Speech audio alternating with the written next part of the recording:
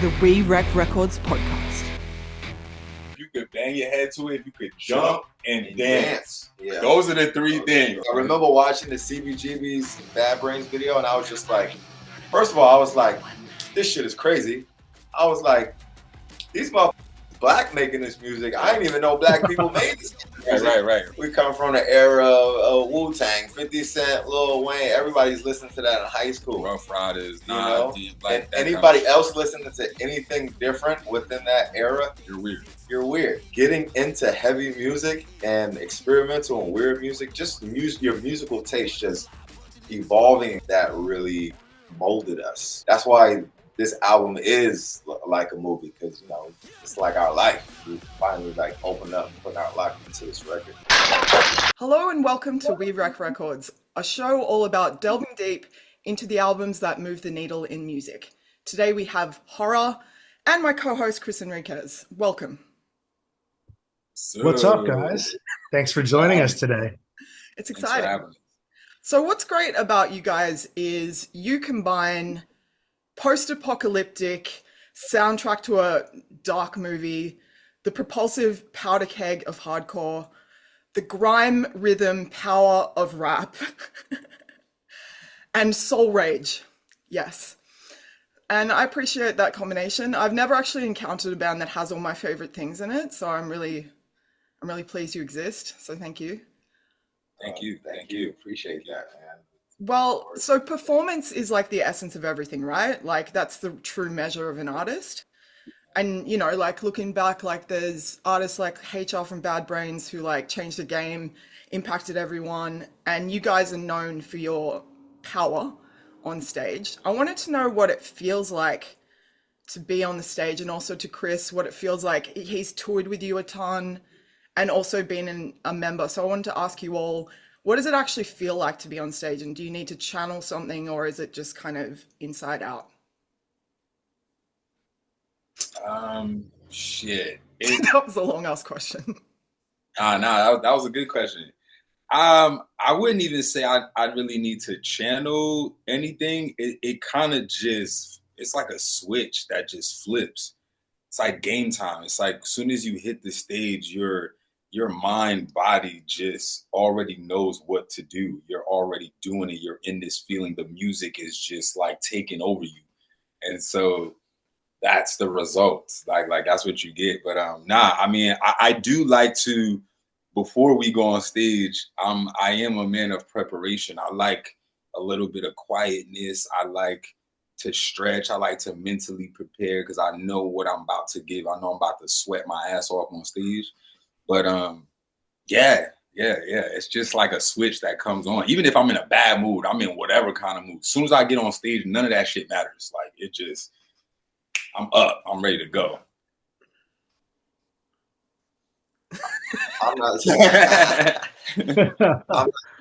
I'm not super religious, but the stage is like my church. The stage is where, the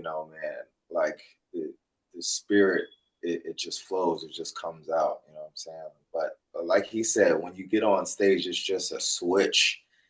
And, you whether it's a crowd or not, I'm in my own head. It's like a high to me. And if the crowd is there and it's lots of people, I feed into the crowd. And it's just, you just feel that energy. If you're on stage, you just know that feeling. It's kind of hard to describe. This show is proudly presented by DistroKid, and we have a special deal for all the musicians out there looking to release their new music fast.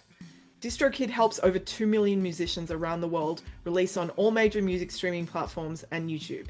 You keep 100% of your earnings, can access a huge range of features, and if you like this show, support this show by taking advantage of this incredible offer, 30% off your first year with DistroKid. Just head to distrokid.com/VIP/WeWreckRecords. This show is presented by Grillo's Pickles. Grillo's Pickles make the freshest, crunchiest, most delicious pickles. And even if you're not a pickle fan, you should try Grillo's today. Why not? Live a little. You can find them in the refrigerated section of your local grocery store, so chill out and eat a pickle. This month's episodes of We Wreck Records are brought to you by Earpiece, the high-fidelity earplug brand designed to enhance your experience of live music. Their lightweight, triple patented design basically conforms to the natural shape of your ear canal, which is awesome. and it's the closest thing to custom molded without the price tag or the chronic fear that you're going to lose them. Your future self who wants to listen to live music when you're old will thank you. For 15% off your next pair of earplugs, head to earpiece.com/pages/WWR podcast. We'll put the link in the description. Definitely suss it out. I saw these guys, obviously, as you mentioned, like very long time ago now. It doesn't seem like it, but when I saw Horror for the first time, they were playing kind of like fashion parties in New York and things of that nature. I didn't know them personally yet. And then I ended up on tour with them in Europe, and I saw them play in London in front of thousands of people. We were on tour with Dillinger Escape Plan, and one of the things I noticed about these guys from the audience perspective as a spectator is like seeing them backstage, very calm and kind of composed, and like you were saying, stretching out, very fit, and sort of like professional in that sense, which I really admired. And then they go on stage and then they would just sort of erupt, and you would see the crowd really react to that. And it was a different type of chaos at that time that I was noticing from their performance and their whole vibe that you didn't really see very often at those types of shows. I mean, there was a couple bands here and there that might have had something similar, but I think for the newer generation, this is after Death Grips had sort of broken up, and then these guys are on tour with Dillinger and kind of coming into that scene and that sort of hardcore and metalcore stuff. They were bringing something fresh, and there were nights when I would see you guys play, and I remember sometimes you guys would bring stuff on stage and like throw shit around and go crazy, and it was never, yeah. It was never the same exact show, and I really appreciated that. So I felt like it was very authentic. And then since then, their full length United States of Horror, I don't think it'd come out yet. And then once that came out, it seemed like that's when they were getting on the front covers and doing a lot of bigger stuff. And it's a really great experience. I had a question for you guys because I've seen you guys live, and I've been backstage and in those personal spaces, but I've never been with you in the studio or seen you guys create. I was always curious because there's so much happening. How do you guys actually put your songs together? I'm sure you've been asked that, but I'm just personally curious. I feel like people would be interested in that. Yeah, we go off the vibes, man. We have a group of people that we love to work with, and sometimes it's a new producer that we're feeling out, we're catching vibes, but we generally will understand what that person, that musician or that producer is capable of doing. So we'll go in with that in mind, but then we'll also go in free, like with no real concept in mind, like the overall album concept maybe, but we always create the music first. The music is what speaks to us and then kind of helps us pin what we need to, I mean, with the story, with the vibes going there. And that's whether we're talking about something powerful or something that means nothing. But the music first, we always create the music first.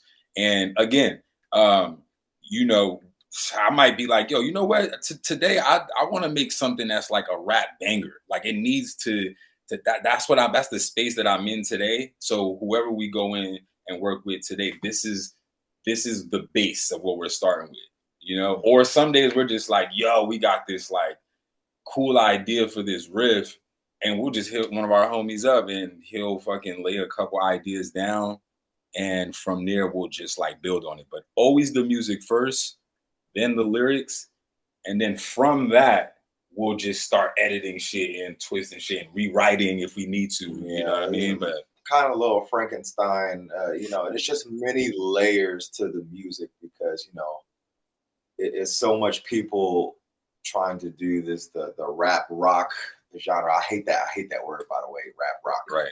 But yeah. People used to nail it. Like when it first happened, like Rage Against the Machine kind of nailed it. Not everyone nailed it. Right. Like, and they had that message. I was speaking to Tom Morello, and we're talking about how a filthy riff is a good way to communicate a message. Like if you put a filthy riff behind something, you can communicate a message. I kind of like what you're saying, and it's almost like, and I feel like especially the new album, Tomorrow We Escape, is a lot like a movie with lots of different scenes. So it's almost like you guys are creating the film score, then the dialogue, then the kind of color and the shape. And I think that's really cool. I think that's an interesting way of like proceeding forward. And I guess, you know, like going back to the beginning, like you guys came from, you know, different worlds. Like, you know, I'm in Sydney, Australia. I came from suburban Australia. It's very like foreign and exotic, like the worlds you guys came from and stuff. And like you've talked about like coming from hip hop and, you know, having a religious background, like Haitian background, and, you know, growing up around gangbangers and that kind of world. Can you kind of share a bit, like how that's kind of shaped your lens, especially with music? Because I feel like, especially hip hop and hardcore, are about the world around you more almost than anything else. Yeah. I mean, coming from Newark, New Jersey, if you from the East Coast, you know, New York, New Jersey, and you know about like Essex County, Newark, Irvington, Union County, Union, Linden, Rahway, all these surrounding areas, it's like we grew up in an urban area where everybody only listens to rap. Or our parents is only listening to soul and Motown. Right. And to be black and to listen to anything else different than rap is crazy. You looking like a fucking weirdo. Yeah. Like everybody is looking at you like you on some other shit. Yeah. You know what I'm saying? So just coming from that like background, you're gonna shoot up the school or something. Yeah, you know what I mean? So just coming from that background and just getting into different music, that's like a hurdle in itself. Literally.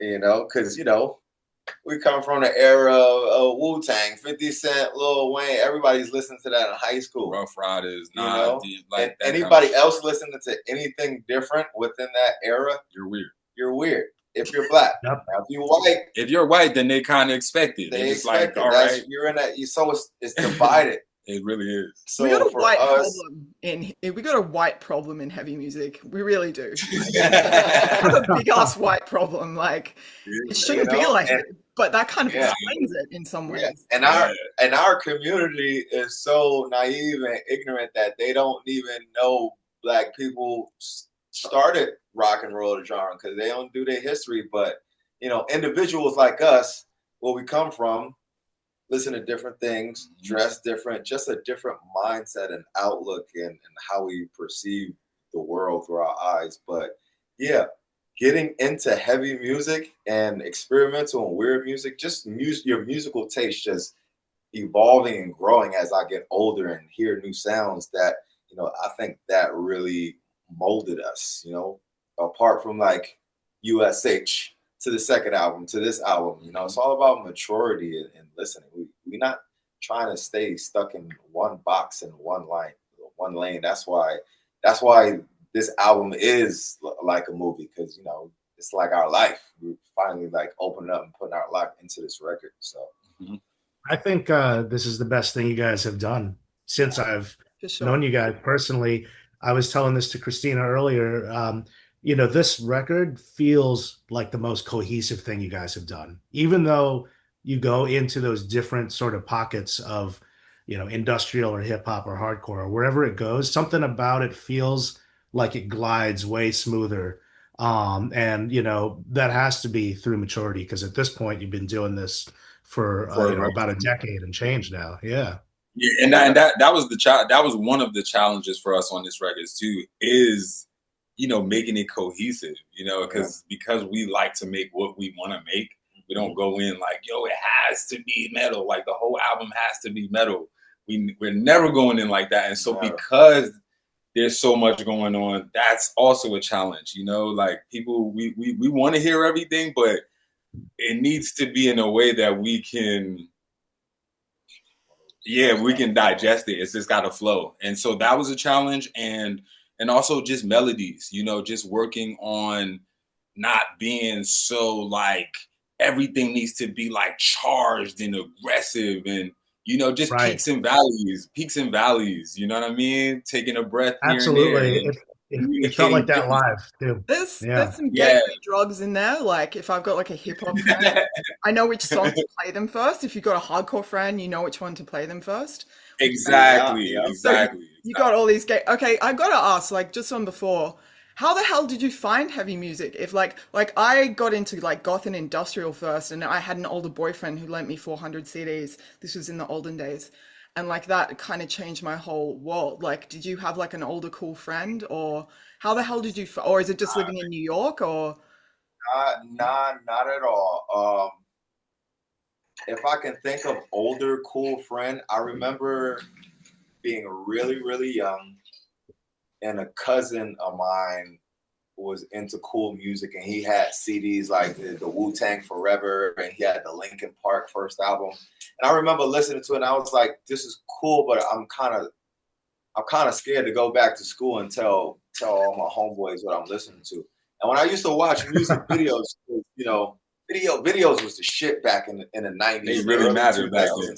So I remember waiting on like Jay-Z, DMX videos to come on, WuTang, and in between these videos would be like Papa Roach, System of a Down, Korn, Slipknot videos. And I was just like, damn, this shit is it's an earworm. It's catching my ear, but I don't know if I'm... Shit's weird, though. Yeah, it's weird. I don't know if I'm fully engaged or I want to go back to school and be like, yo, you heard that song about this and that? Like, I was a little shook.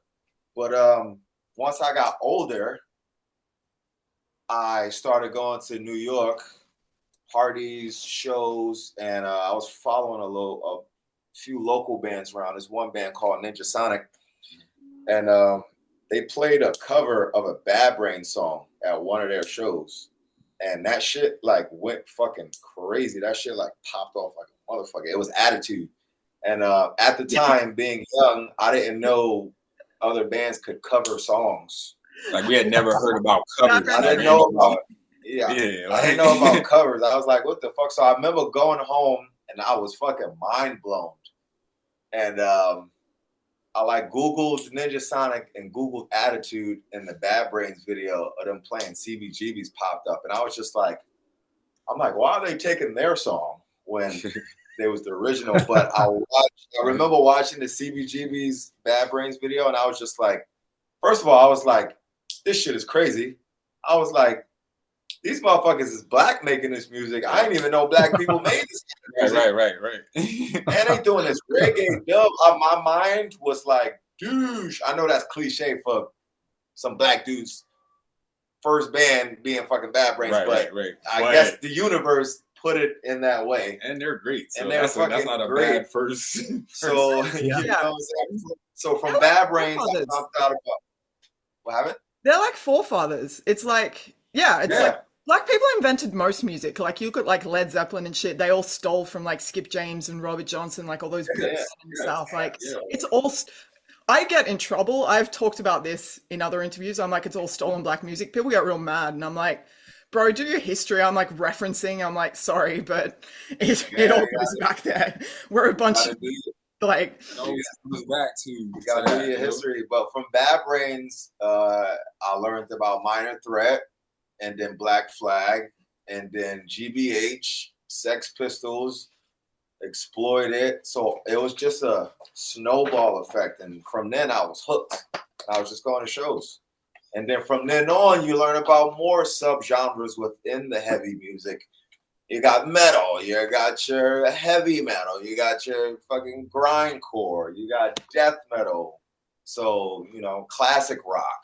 And yeah, from then on, it's the evolution. Industrial. I mean, when I first found out about industrial, I was like, whoa, this is another fucking game changer. So, dude, coming from New York and them coming from Jersey, Christina, I can attest to the fact that like I was in Long Island, and a lot of people call the Long Island and Jersey people bridge and tunnel because we have to go through, the bridge of the tunnel to get to Manhattan.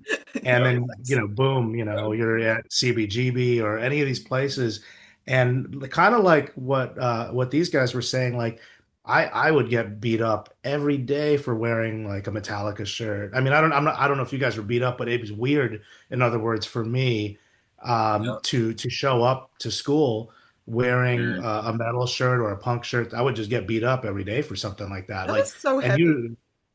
But I got it a was peaceful normal, country, man. though. We don't have no aggression. We got too much quality of life. We got social services. We've got healthcare. We're all pretty chill, eh? That's the thing about it right there. That helps. Do you know what's really funny about this? Like, I was a goth in high school and no one fucked with me. I just hung out with the guys in the band. I turned up looking, I'm like, I introduced them to Ministry. They were all like heavy metal and jazz guys. And like, you know, it's funny where we all come from. And it's like almost like you're hardcore hip hop and industrial. Us all on this call kind of represent different threads of your music in some ways, which is pretty cool. Like, and like when I was a kid punk, and I was talking to Chris about this, like you guys growing up in hardcore, all of you, like to me, punk was like Green Day, and I was like, this doesn't scare my parents. Like, you know, growing up in suburban, I didn't know. Yeah. Like Ministry, that shit will scare your fucking parents. Yes. You know, and that's a vibe. Yeah.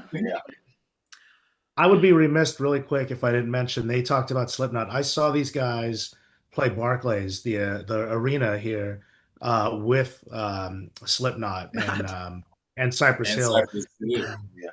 So like I just wanted to bring that up because again, I don't see you guys often in person, but I've seen you guys for 10 years now from the club to places in Europe, and then I saw them at the arena, and it's cool to hear the background here because I mean, look at how far they've gone, and I think the world of underground today looks more like the world that I saw them creating 10 years ago when I saw them, which is cool because now when you go to shows, you see all different types of people, especially, I don't know about Australia, Christina, but in New York, when you go to places like TVI where I saw these guys play, it's all different types of people everywhere. It's not just white guys. It's like, it's every race, it's gay, it's straight, it's trans, it's every type of person. So you guys are definitely visionaries, and it's cool to see you get your shine. I just want to say that. So, yeah. Like, speaking of originating, like, I had a question. Like, you've got like 999 is like a thing in, you know, it's a thing, and you've said it means no religion, no masters, like straight down the middle, not taking sides, like that kind of thing. I think it's interesting Juice WRLD stole your shit like years later. Like he's I was like looking it up, I'm like, Juice WRLD, that happened after you guys. Like, and he's like turning any negative experience or struggle into something positive to fuel forward momentum. Which, are you Juice fans, or is this an accident? Did he steal from you? Like, hey, listen, there's a lot of people that steal stuff from us that I don't got no words for, but you can see it is what it is. You know what I'm saying? Like, I'm not even gonna lie when I'm not even gonna speak ill of the dead because like art rest in peace, and so like, you know what I mean. But like at that time when he was doing that, I felt a way about that shit. I'm not gonna lie. I felt the way because literally there's no one that uses the nines, the triple nines like we do. And the way that he explains it in some of these interviews is literally the same exact way that we explain it. So I'm just like, bro, there's no way that this dude didn't see us or somebody didn't put him onto this and he just took it and ran with it. There's literally no way, you know? And so, but we're just the type of guys that we take that and we use it as fuel and we work harder. You know what I'm saying? The people that know us, they'll always look back and be like, nah, if you know, you know, those guys originated, and it's literally in their name. You know what I mean? So there's no way that you did. Yeah, there's literally 3 nines in the name. And so we try not to get in the bickering and on the internet like, yo, man, you stole this from us, show why you don't. We don't really get into that. We just work harder, and when it's time, you gonna see. But that shit definitely rubbed me the wrong way, 100%. Dude, I was like doing the timeline. I was doing the timeline on that shit, and I'm looking up. I'm like, wait a minute, who predates this? This is kind of like it's kind of clear. Insane. I was like, it's just and it's so. What does it mean? Like it's 666 reversed. How would you explain it? I've just like referenced old times you've talked. What does it mean to you? New beginnings, new chapters, evolution. We're moving forward in life. We're not looking backwards. We're not going down. We're going up and forward and beyond. It's just you growth. You personally growing new skin shedding your old skin, and you know what I mean? Become a better person. Yes. And that's whatever you do, whatever you're going through as in life, you're a better person. So, that's just, shedding skin. It's our motto. Evolution. Exactly. Like, if you're not evolving, you're stagnating, right? If you're not gaining, you're slipping. Like, the planet is moving, we're moving, like, passage of time. We're all gonna die, we're getting closer, like... Yes, literally. It's true. I think about it every day. We're not getting younger, man. Like, can't stay in the same spot. Yeah. But making stuff... Well, okay. So there's a part of this that, like, it's about records, right? So we do a thing where we go through the songs on the album and not necessarily talk about them specifically, but use each song as a jumping off point for questions, sort of thing, which is kind of... All right. So, like, okay, so Tomorrow We Escape came out, what, last month? Yeah, last month, right? Almost exactly a month ago. So, what has been... No, actually a month. Yeah, exactly. Yeah, exactly a month ago. It's the 9th. Crazy. 30 days. What has been your most epic escape?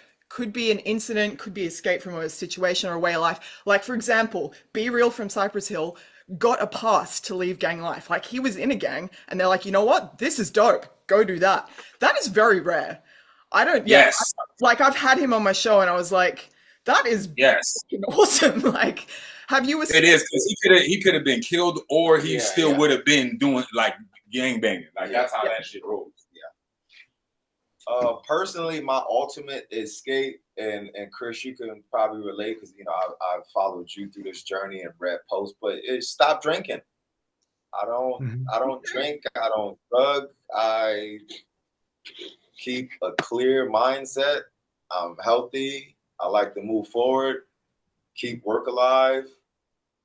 And you just gotta switch the mindset and frame of your well-being and move forward and pass hurdles of your life that you've been doing just to become better, physically, mentally, spiritually better. So I feel like that's the ultimate escape within my life that I see. I found it like I'm sober too, and I feel like as a creative person, it creates like a cloud or a membrane between you and, like, I don't know whether you want to call it a higher power or the creative force or the creative universe, like what gives you ideas. And I feel like it creates this shroud where you're not tapped into it. And people, like, there's theories that it connects you in, but I honestly think over time it taps you out. Like, I don't know. It does. It takes a toll on you. I would say for me, not necessarily an escape, but kind of what I was preparing myself for. I'm a dad now. Like, my son just turned 4 last week, and so that completely changed my life when it happened, because I wasn't planning on being a dad, and so just having that responsibility is if you don't have a kid, like, I don't know if you guys have kids, but it's a very big responsibility. So it's something that I had to, like, really prepare myself for mentally, and I went through some dark moments and dark times, but got through them, and I'm grateful for that. But, like, he's awesome. He loves our music. I take him to the shows. Yeah. He loves the like, he's not afraid of anything. Like, some kids, like, the scary makeups and the costumes and all that, like, he actually loves that. And that's because he sees how we dress on stage. He sees how we carry ourselves, and it's just cool. It's cool to see. Good dads change culture, man. Like, there's a big problem with young men today where they don't have enough healthy role models, whether they don't have a dad or there aren't men kind of setting the tone for good masculinity. So if you're doing that for the next generation, that's like a powerful contribution. Like, and women need good men to exist.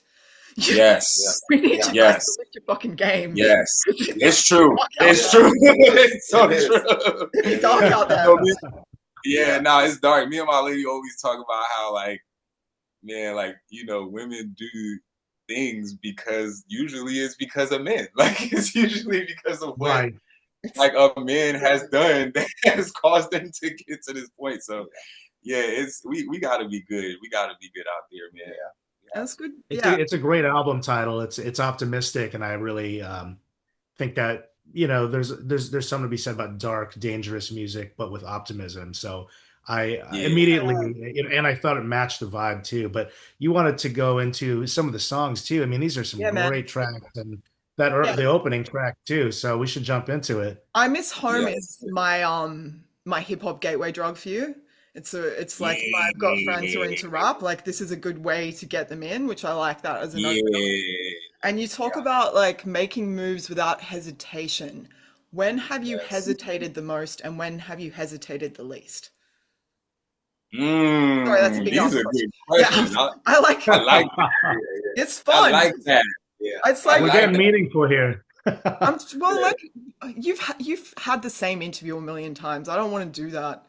You know? Yeah, I like it. I like it. I've been doing this for 17 years. I don't want to get bored either. Like, we gotta get introspective, you know. Have we hesitated? What was the time that you hesitated? When was the time that you didn't hesitate? Yeah, you can pick one. Yeah. You can pick one. The most and the least. Yeah. Sorry, I'm putting.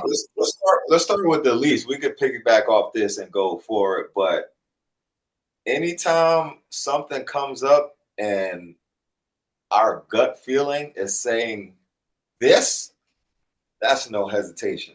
I feel like, anytime something has come up, whether it's a show or tour or this or that, if the gut is telling you, you got to trust the gut always. I feel like that's a no hesitation kind of move, Yeah, saying no. Like, yeah. It's okay to say no, So like, what's a good no you've made? Look at that. Shh. I mean, you know what? Let me say one thing. This is a positive thing. Back when I was touring with these guys, I was getting fucked up every night. It was pretty crazy. And I would try to get these guys to come out with me, and they were not always down. And as a matter of fact, most of the time they weren't. And that's why I think they never really came out and got crazy with us. And that was a positive, because now looking back now, because Edie brought this up, like I quit doing hard drugs a long time ago, and I got my shit under control. But these guys kept it tight, and I remember that. And so that's worth bringing up, because on the road, you got free booze, you got strangers that are down to party, and that's not easy to navigate when you're, let's say, touring for 4 weeks. That temptation's in front of you every day, and these guys kept it tight. So, props to you guys.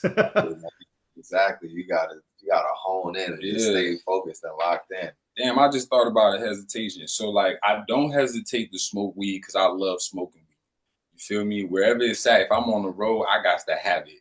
Now, I will hesitate, and I have hesitated. If I'm going to somewhere like Japan, where they will put you under the jail, of course I'm gonna hesitate. I'm not gonna smoke that motherfucker, because I don't want to go to jail for smoking weed. Like, so in Japan, like, so yes, that's a hesitation. Like, that's a hesitation. Talking to like Bad Brains and them going, it's Rastafarian culture, like this is spiritual. Like, I'm sorry, this is our culture. You can't, exactly. Like, straight edge, whatever. Like, exactly, right? Exactly. That's me right there. It's cultural. Yeah, it's like, I wish we could take naps, but I'm like not Spanish, so I can't go. This is part of my culture. I need a nap. Naps are, man, they matter. Yeah, that's why they call them power naps. Okay. How do you write raps, and how easily do they come? Like, there's some artists that, are so known for just doing it off the cuff, and other people are constantly writing all the time and cherry picking and stuff. And how do you guys do it? Are you just doing it off the music? That's kind of simple. We gotta hear the beat, we gotta hear the instrumental, we gotta hear whatever the sound is, and we just write. And sometimes that shit can come within 10 minutes, and then sometimes it don't. Sometimes it don't. Sometimes it come, we could be there 2-3 hours. sometimes I might need to take it home and sit with it for a while. Go take a walk, listen to it.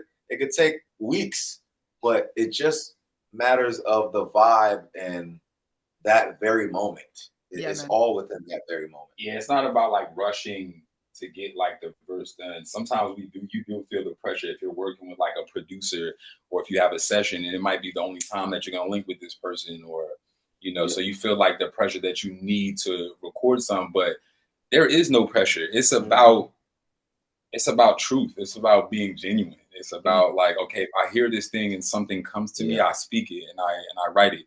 If it doesn't come to me, then that means it wasn't meant to be. That means like I need the experience. My mind needs to clear up. It might be cloudy. It needs to clear up for me for it to come to me. And so, we just wrote some raps yesterday. We was just in the session yesterday, literally. Do a new one. Do a new album. No waiting. Get your shit together. And that's what I'm on. I'm like, yo, let's get to working, because man, like, because people don't really know. Like, I mean, obviously this album just came out and it's new to everyone else, but to us, we've been listening to that. We listened to that record 3,000 times. Like, I've been over it, like low key. Like I love it. I love the record, but we've listened to it so many times, from recording it to just listening to the instrumental to like the new versions of it being mixed and mastered and like, and I do the song orders. So like, man, the song orders, it's gone through so many changes to get it perfect. And so, I'm ready. I'm ready to work on the next thing. That's the tough thing about being a musician, is like, by the time your record comes out, it's like, it's been done for like a year or something. You know what I mean? Maybe sometimes a year and a half, but speaking of beats though, I mean, let's not forget that these guys are rhyming over some beats by some of the best drummers they've had. They have Billy from Dillinger in the band. They've had Brandon Pertzborn, who's now with The Offspring. And at one point, they had Travis Barker playing some drums on stuff. So, I mean, props to the drummers of this band, Actually, props to them, crushing it. It's a 3-man army. We form like Voltron. Yeah, crushing it, yo. That's right. Drums are important. The rhythm section matters, It does. Like you can't, especially with like propulsive, like physical music. Like, you can. There's like a line you want to like doing the twist. Like you can do the twist to this shit. I feel like it's more universal when it's when it's danceable. You can get more people into it. 100%. Yes, 100%. It's like the opposite. That was one of our mottos going into it. We're just like, if you could bang your head to it, if you could jump and dance. Those are the 3 things. If you can do those 3 things to it, then we're going. We're ready to go. People should follow that formula more. Bob your head to it, jump and dance. If you got those 3 formulas in there, it's no way you could lose. Like these guys have people moving in unison way more than anyone at a lot of these shows that I saw them play. A lot of people are just like moshing around and doing their thing when the other bands are playing. When they go on stage, they got people moving in unison, dancing or jumping up and down, and that's electric. I love that. Well, it's like you're like broadcasting like a signal, and they're like picking it up, and they're getting a level. So if you're operating here, no one's operating here. If you turn it to 11, everyone's coming up to 11. Like exactly. No other way out. Exactly, and that's why we always on that, because if we're there, even if we play a show and they kind of don't know who we are and they're watching and they're not moving, but just our intensity is enough for them to be like, yo, I couldn't move, but yo, that shit was it leaves them thinking about it. It's important. It's important. Okay, Escape. So this tune has some like filthy riffs and stuff, and I think like riffs are a powerful way they're also a good way to get metalheads and punk rock people. Like they communicate by riffs. How do you think guitar changes the way a message is carried musically? Like how like it gets like in people? Because it's different. Like some people, like a whole generation are into hip hop and they don't like guitar isn't necessarily their avenue, and then there's like punk and metalheads who riff is like more of a natural language. I don't know. Yeah, it's crazy because like guitar and bass is like so much hidden in hip hop gems. Like I was just listening to Outkast the other day, and these songs are so popular and you know them off the back, but if you take a real listen, it's some stuff in there. It's guitar and bass all over it. There, yeah. It's just so combined great with the beat and the instrumental that you don't even know. So guitar is the thing. It's been there since the fucking beginning of time, you know? Like you got Jimi Hendrix making a guitar cry. Yeah, you know, so guitar is it's important. It's special. You get that groove. Yeah. And it's true. Even dating back to Run DMC, like, you know what I mean? Like, not just Walk This Way either. Like, all those songs had guitar on them, all the things they were sampling. But I feel like it wasn't until in the 90s when people started to see, like, you know, Mos Def would come out with a rock band, and sometimes he would have Bad Brains or members of Living Color or other groups too. I saw Jay-Z on the Blueprint album, and he came out with a full band, and it was you know, bringing it to life. So it's, you know, Public Enemy and Anthrax. Anthrax. Bring the Noise. Like one of Noise. the things I loved, like I read about Chuck D saying when they were developing the Public Enemy logo, is they were like, we're seeing Anthrax play to 3,000 people in New Jersey and around New York every weekend. We're like, I want to get in on that shit. And I feel like he's like the Maiden logo, the Anthrax logo, like Slayer, whatever. He's like, we need to have an iconic piece of artwork, and artwork's a big deal in your thing. Like you guys started thinking of like as an art music kind of project. How actually important is art in your, I don't know why I'm doing this, but it's expression. How important is art for you and music?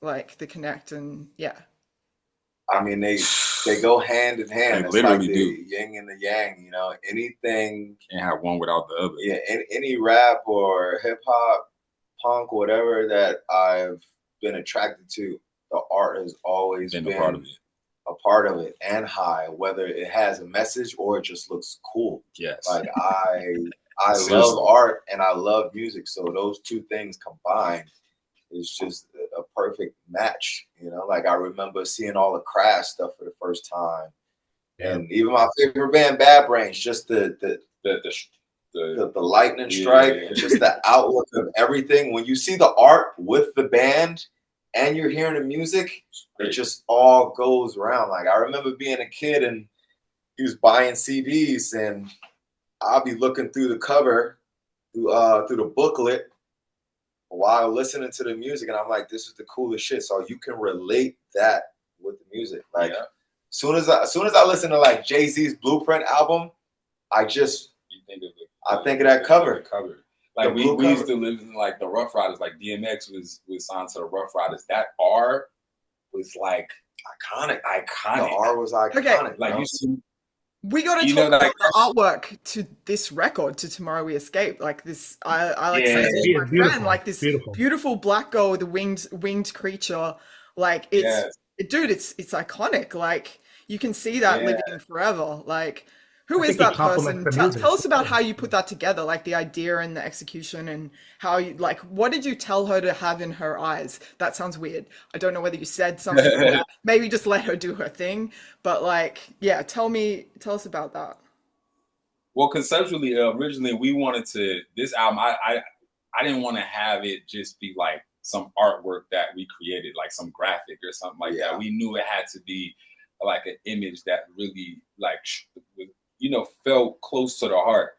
And then so me saying that to him, he kind of was just like, yo, let me start looking up things and figuring out how we could find something. And then found this image. Yeah, so that image is a remake of a photo from about the 1950s. Of a photo of a young boy in Brazil. It looks like he's in his house, but he's in the same position with wings and holding a flower. And the image is called Black Skin. And it's a few images of that, and it just really touched me. It's very powerful, very powerful. I think the photographer was from Paris, but a woman, she was in Brazil. And this photo just resonated so much with the album and our message and everything we had going on at the time in life. And yeah, we tried to find a photographer to get it licensed actually, but this person is like, there's no trace of this person at all. Wow. Like, I don't know if this person is alive or dead, but this image was just so beautiful, and it really struck me personally. I was like, since we can't license it, let's pay homage and remake it. And it's just very beautiful image, and it worked well because the original photo was a little boy with wings, and this one is like, I was like, man, we could get a black woman to do it, and she's a queen. Exactly. Yeah. So I'm like, man, that would speak volumes, you know, if we did that instead, you know. Yeah, so it just went perfect, you know. We all come from a woman, you know. They are the earth, guys of the earth, literally. So it just made sense with the whole album title. And It's a great question, though. Sorry, you go. No, I was just going to say, I mean, I'm glad you guys did that. It's really classy. There's something about a black and white photo to me that's always classy. I think maybe it's like jazz records that I would look at growing up that it sort of reminds me of. But what the vibe, again, going back to how this is such a cohesive album, and I think you guys sort of found a way to almost not mellow out, because it is heavy as fuck, depending on what track you're listening to, but I guess what I'm trying to say is that the aesthetic absolutely matches the photo, in my opinion. And maybe that's just because I was looking at it when I put it on. But I also think that about United States of Horror. Like, I picture that when I think about that album and the songs, it matches the artwork. Yeah. I mean, you guys, to me, have always been synonymous with art and aesthetic and fashion from day one. And I wish I could remember what fashion parties I saw you play at, but that is a strength that you have that I think you really played into on that artwork. Yeah. Thank you. Yeah, I mean, the art always has to be at a high level, and with us, it always has to have a message. You know, message has to be. I got an avenue. That's a good pathway to the next one. Good transition. Sorry, to the I'm next just question. like, oh, found a hook through. Okay, so target practice, you like reference to Pimp a Butterfly. At some point in the album, I can't remember, so I really can't remember. You reference like a Thug Life tattoo, which is like what Tupac had, and they're like important voices. Like, I think he's really interesting because he grew up with Black Panthers as parents. Like, his like politics is all over that shit. People don't, like, it's just, where are your, like, this is a weird ass time, especially like with the agenda that's being executed rightward in America. Like, it is the United States of Horror. Like, watching it from out here, dude, it's so horrific. Like, seeing like little kids be zip tied because they fucking speak Spanish well, like, it just breaks my heart. Like, where are your politics in this moment? I don't want to like be lame or anything, but I guess what are your ideals and values when it comes down to like the world? Just a real small question. What are your ideals and your values? I mean, I got a nice easy answer for you, but it's been there since day one, since USH. The things that people jump on and talk about now, we've been talking about it since day one. Literally. It's always been in the art. It's always been in the message. It's always been in, not every song, but it's always been in the songs. It's always been our attitude. It's always been our stance. So it's like, and people know what our stance is when it comes to that. And like, it's been there way before we made music. Yeah. So when we finally did make music, it was just how can we express ourselves? Exactly. It was just a platform for a voice for us to be able to speak. But even before we did music, we was doing the work in our community. And so, like, if you already know what our stance is when it comes to that. It's a lot of shit going on, but it's like, it's just like, because I see a lot of artists, they just now hopping on the bandwagon of speaking out or being a certain type of way. We've been this way since day one. Social justice matters. Like, social justice matters, and talking about that stuff. It's like, we're living in a weird ass time, man. Like when money makes the world go around. Like it's just like I'm telling you, it really do. Unfortunately, like it really do. I'm saying it because it's true. You can't do anything without it. It is. To double down on that, you know, I mentioned this earlier, but just getting beat up for walking around, right? In a t-shirt because it was a band that people thought was satanic, right? It's not new. That was happening to me in the 80s and the 90s. And there's a skit on SNL, I think, where like David Chappelle is at like a party and Trump gets elected, and like there's all these white people that are like, "Oh my God, the country's racist," and like he's basically like silently laughing because he's like, "You don't say," you know, like Right. I think yeah. I mean, like some of us, it was very obvious, especially if you're minority before, you know, any of this stuff started becoming mainstream, and now it's mainstream and everyone's finally realizing how shitty things are, and they're like shocked and they can't believe it. But yeah, I mean, to your point, not to stray off the path here, it's like you guys were always making sure that that was part of your message, and USH, that was very prevalent. So I mean, it goes along with being ahead of your time in both the art and the music and the message. But for better or worse, bad things like this help create good art, and that's where punk rock came from and where hip hop came from. So it's a great time to be, I think, horror and putting out music and continuing what you're doing, you know? Yes, yes. And great music has come out of oppressive regimes. Like shit was like dark in the UK in the late 70s, early 80s. Like Margaret Thatcher was I'm not going to use rude words, but like she wasn't good for the world, and like people were struggling, and this is a time of struggle and weirdness. It's a time for good music to come out. Man, the Reagan era. Yeah, man. You know what I'm saying? Like a lot of good music came out of that because of that shit. You know, the Bush era, like people gonna talk about it, man. You can't stop that shit. It's only but so long they can silence it. Even right now, you know, they've been trying to silence it, and they're doing it. But you can only do it but for so long before shit get really out of hand. Yeah. This is like the rolling up the roller coaster, man. Like you can hear the gears grinding, like where something's about to happen. I don't know what it is. But I just want to invite you all to take refuge in Australia. Like it's really chill here. I've decided like come over here and like bring everyone back and be like, dude, our place is chill. Like it's y'all don't gotta worry about none of that shit over there. Dude, it is. We're on the other side of the world, which sucks a lot of the time. But right now, I'm like, okay, we'll just live in our peaceful world, and you know what?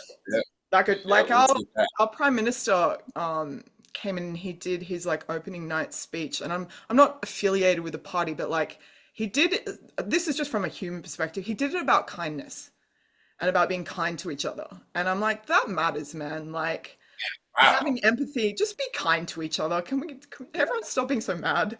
Like you don't even know these people you hate. In saying that, like, no, I can't imagine our president ever doing something like that, ever. It's just like, we've never seen it. It's well, sorry, I don't mean to go off on it. We really have fuck all time, but like we had this dude who was like kind of like Bernie Sanders in the 70s. He basically did all this stuff for Indigenous rights, for women's rights, for like he brought in Medicare, he made education free. Like there's not many people like that people don't come along like that often, and I like thinking about it.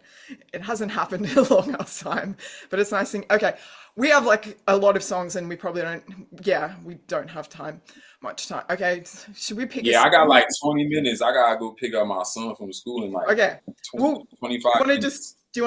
We'll tear through. Okay. Yeah. Okay, I'm Reloaded. That's kind of got industrial power. Makes me think of Ministry. I saw you guys with a Ministry patch on your jacket, and I was like, yeah, that's cool. Yeah, we did some shows with them too. Yeah, we opened up for them twice. Yeah. Dude, that guy makes Lemmy look like Keith Richards look like an amateur. Like that dude has certainly back in the day. That would be that would be the best movie. Like, how did you get into industrial? What? Keith Richards. Yeah, like amateur. How did we get into industrial? Yeah, Damn, I can't even remember. I I can't even remember the moment or pinpoint, but just like bands like Ministry, 9 Inch Nails. Yeah, man. Yeah. They do that as well. That's They do what you do, like beats and guitars and like just darkness. It's like it's good. That was my first favorite band. I'm gonna stop like bringing it around to my like love of that music because I like all the other stuff, but like that's my like thing. Okay, we'll jump through this. Okay, fuck. Sorry to my show. So Psychic Jumper is like it's got like rhythm and quiet power and grace. Like I feel like it's got grace, and I think a lot of like good rap has grace. And was that an aim to make something a bit more beautiful? And yeah. Yes. Yeah, peaks and valleys, like we were saying before, definitely just didn't want to make an album that was just like 10, 12 songs of just bang your head music, you know what I mean? Like it's like, we're human too. Like, we love listening to, like when I'm not listening to, anything hyped up, I'm mostly listening to like something really jazzy, something really low key. And so, we always want our fans and our listeners to know that that's just naturally who we are. We're not fucking banging our heads all day to metal. Like, you know what I'm saying? Well, it's not happening. I'm sure you guys relate, but I like from being a music journalist for a long time, sometimes heavy music feels like work and like I need to tap out. Like it's not like Yeah, you work. gotta tap out. Oh yeah. You listening to the same shit. I'm usually like analyzing this. Like I'm like, I don't want to analyze. I just want to put on some Jaina Echo and like just vibe out. You Like, feel me? Exactly. Yeah. I just need. I was like, gonna say, you know what kills me when you go see a hardcore show and then they play hardcore music over the speakers in between the bands. That's the worst, bro. That's literally one of our pet peeves, Yo, bro. That's the biggest pet peeve. It's just like, bro, we're already here to listen to hardcore. Like, let's not like drill us the whole night. Like, switch it up. Exactly. Switch it up. I do every time I play a show. I always tell the sound person, "Okay, put on this trip hop playlist right now." Okay, you know what I'm saying? What were you gonna say, Edie? 2 seconds that I went to go see Cavalera. Conspiracy, yeah, bro. Yeah, that's the best. And those are my boys. Igor's my guy, but they were playing fucking Missy Elliott, Shaggy, exactly. In between the sets. I was just like, I was sitting there. I'm like, this is a fucking vibe. This is what the fuck I'm talking about. Like they was playing Shaggy. It wasn't me. In between all these metal bands. That's incredible, actually. That's great. I was like, this is dope. There's an Australian UFC fighter who comes out to the Spice Girls and Shania Twain, and it kind of feels like similar. Like it's just like I'm about to beat some dude hard, but like right now I'm finding my peace. Yeah. Okay, bro, it's great. We're getting through it. Okay, we're getting through it. Okay, Incline, you got like Nova Twins, Punk, I'm gonna say it wrong. Punk, Sifu, Young Skirt. Like you got some. It's crowded. Yeah, that's crowded. Track. Yeah. I mean, that's like one of those like posse cuts. You know what I mean? Like it's like that's like a WuTang cut. If everybody from WuTang was on it, it's like it got that sort of feel. Yeah, absolutely. And Nova Twins have been specifically been getting a lot of shine lately in various types of circles. I mean, I can say New Noise has definitely done some editorial around Nova Twins. Back when I was with Alternative Press, they were doing some shit with Nova Twins. So that was a nice surprise, really cool way to bring in some contemporary artists into your world. So that was a cool track. Contemporary. Yeah. I like that. Yeah. It's adult contemporary. Do you remember that genre? Okay, upside down. When you look into that mirror, what do you see? Yeah, let's get deep, man. I'm saying though, like, it's just like the reality of it, when you look at yourself in the mirror, like realistically, aside from the, the chapstick and the lipstick and all that shit, like who really in the mirror? Like for real. That's a big question you got to answer. Yeah, and I'm rapping that, but I'm speaking for myself. Like I've had to have that face to face with myself. You know what I'm saying? And sometimes it's scary. Sometimes it's not what you it's what you need, but it's not what you want to do at the time, but it's what you need. And it's important to confront yourself, your fears, and all that shit. If you don't What's confront that? yourself, you will. What's that Carl Jung quote? Like, if you don't, I'm gonna butcher it. If you don't like get in touch with the dark side of yourself, it will control you and call it. Okay, I'm not gonna do it, but it's Nah, basically if you don't embrace the dark side, if you don't look at it hard enough, it's gonna control yep, you and you're not gonna realize it. And it's like exactly. Yep, it's really yep. hard, like making peace with yourself, I think. Like, and Oh, it is. It is. like, and I don't know what music plays a role in like identity, like becoming an artist. Everyone interact, and I'm sure Chris, you can speak to this too. Like, I imagine everyone would interact you differently than before you put music out. Like, people would. Is that I mean, true, that's or am I? I don't know. I think Like, that's well, I think it's the beauty of deciding that you're going to become a performing musician is like you're now putting yourself out there on a stage, literally, and in a platform, and doing interviews where you're a public figure in a small way, a big way, whatever. You're still putting yourself out there. So ultimately, you're also opening yourself up to scrutiny, and you're now walking Yes. into places and Yes. strangers hear Yes. something about you or they make up an idea of who you are and they approach you as such, and then you have to sort of live up to some sort of well, I don't know if you have to live up to something, but you certainly have to confront the fact that a stranger now wants to say something to you, whether it's good or bad, and Yep. then decide if that's flattering or in certain cases if that's annoying. I know some people don't like walking into rooms and then not being able to like chill without 10 people coming up to you immediately. So Yep. there's ebbs and flows to it, but I think there's an element of it where you have to kind of like it in order Yeah. to put yourself out there in the first place. I don't know about you No, guys, seriously. but No, seriously. You just hit it on the money. Yeah, Man. that was I on was point. on, I was on the money. Sometimes you literally have to be in the right like mental headspace to like, we'll get off stage sometimes, and like when I go to the backstage, that's like my safe zone. And so we generally try to keep like friends and people out of like the green room or whatever. But I know like as soon as I'm done getting my, wiping myself down, putting my clothes back on, I know it's like, okay, walk out there and you yeah, gotta be ready for it. You gotta be ready for it. yeah, Yeah, yeah. it comes with the territory. It's like Yeah. you said, you're really putting yourself out there for scrutiny. You're putting out whether it's love, good or bad.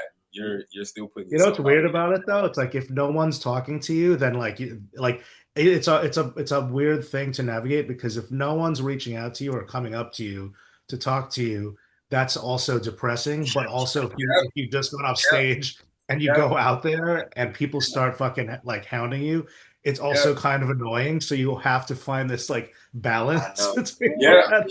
You're like, Yep. dang, nobody fucked with me. Nobody liked that Yeah. shit. Yo, nobody's even coming up. Yeah. it's like that thing. Like, the opposite of love isn't hate; it's indifference. It's like, I don't care. Like, Right, love and hate are right. kind of coming from the same place. Like, I give a shit Right, and right. want to like Yep, yep. connect, whether I like it or Yeah. whether I don't. Like, okay, we're gonna so bang this out. We're just gonna do like one question for like 4 songs. We can do this. We can do this. Actually, we're not going terribly for time, but let's just we have to do the whole album or we'll be sad. All Oh, right, we got y'all go. we got three more 4 more songs to Oh go my through God. really quick. Okay, we'll do it real quick. Okay, you did a tune with Greg Puciato, who is one of the most distinctive voices and great performers. Yeah. I have seen him dangling off some shit. I've seen him bleed. Like, have you ever been seriously injured? Like on stage? Yes. On stage, Yeah. on stage, yeah. Oh yeah, I fucking hit my head on the kick drum from just like wilding out and then like, not thinking and then bang. Like I've knocked myself out on the kick drum. I've dislocated my fingers from again just raw energy and just throwing my shit up and just punching the ground. Boom. And then my knuckles fucked. Like, and that's happened a couple times. We were on tour and we parked somewhere. Edie's hand was like in the door. Somebody closed the van door God, yeah. on his hand. Dude. And we had a show. Yo, his nail was falling off, and my shit was black. He had to wrap it up, but we still had to play the show. Yeah, like it's been a few times where It's shit dangerous. done got a little. Oh, Yeah, dude, yeah. I first interviewed Dillinger when we were kids. Like he was like 24, and he'd just been to the doctor, and they said, "Your body is the body of a 40-year-old. You have been through so much. Like you are just fucked up." Who's that, Greg? Yeah, no, Greg? that was Ben. Like that was Ben, we were kids. Like Bro. yeah, back in the Bro, day. we were just with Ben. Ben literally carries it's like this. I can't even describe. It's like a stick that has like these different points where he has to keep rubbing out like all the knots and from all the injuries that he's had over the years. Like, yeah, he is fucked. His whole body is fucked. Yeah, his body's fucked. They are old. Yeah, they are old. They're the same age. Yeah. Okay, we have 3 more to go. Okay, Chelsea Wolfe is the Dark Priestess, and she brings an ethereal, timeless thing. She is a Dark Priestess. I saw her recently. You cannot fuck with that. That is church. That is, she is the spiritual force. She is the dark force. Why did you choose her, and do you believe in a higher power? We're keeping this chill.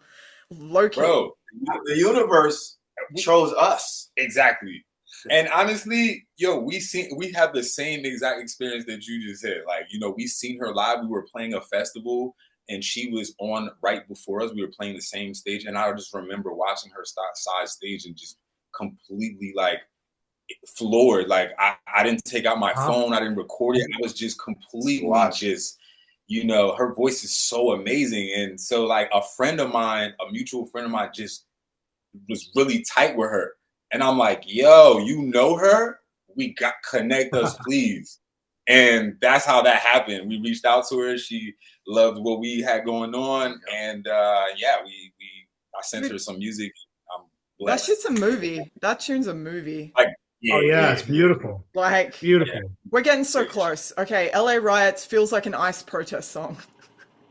You already get the vibes. And that was like we said earlier, that song was made about 5-6 years ago. Wow. Whoa, dude.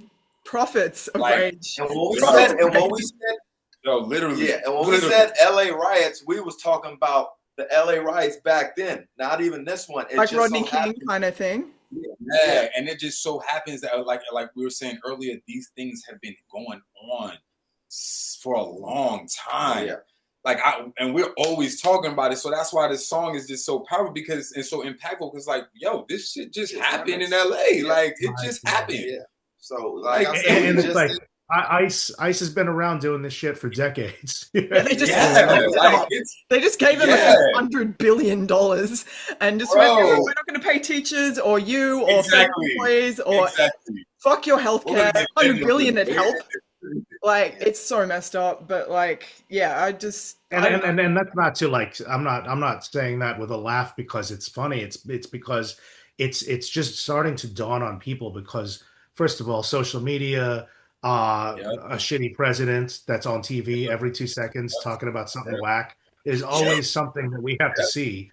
But the truth is that ICE has been taking minorities out of their places of business and their houses for decades around here, and that's just. So I'm dumb. I'm only seeing it now. No, it has gotten. They've been around. They've been around. Yeah. They were doing this during the Obama period. They were doing this during the Bush period. They've always been doing this. It's just that now we got a president that's very happy about it and talking about it a lot. So, bragging about it. Bragging about it. It's we got to the end. Yes. Okay, Godflesh. Face to face with the enemy. Do you have enemies? Or have you made peace with them? That is my final question. Because thank you for taking time with us. Because this has been my favorite interview, and I just want to say that. Like I've done 300, and this is definitely my favorite interview. So thank you. I think Christina told me that you guys are all her favorite music. You're all my favorite music at once. I can't even. That's what you told me before. Not in a weird way. It's just like, bro. Yeah. Okay. Yeah. Enemies. Not to end on a negative note, like, do you have any, or have you like made peace? I don't know. I don't have any enemies, but maybe I'm not making enough waves to like make people mad. I don't have any like personal enemies. My enemies is always going to be my oppressors. Like it's always going to be the people that are looking down upon, you know, others because of their race or their financials, like war, like that's those my enemies, like, you know, That's powerful. racist motherfuckers, like, you know, that's it. Period. Yeah, and that's what's great about hardcore and hip hop and everything. It's about being all in it together. Like Yeah. that's the whole point. We're all in it together. And we really are, though. That's Yeah. the thing. We are. We're seeing it Yeah, man. real time. Well, thanks. Man, Gosh, y'all on this shit, appreciate dude. that. We did it. So We did it. I love when an interview feels like a conversation with like homies, you know, like we just chopping it. I love those sort of interviews.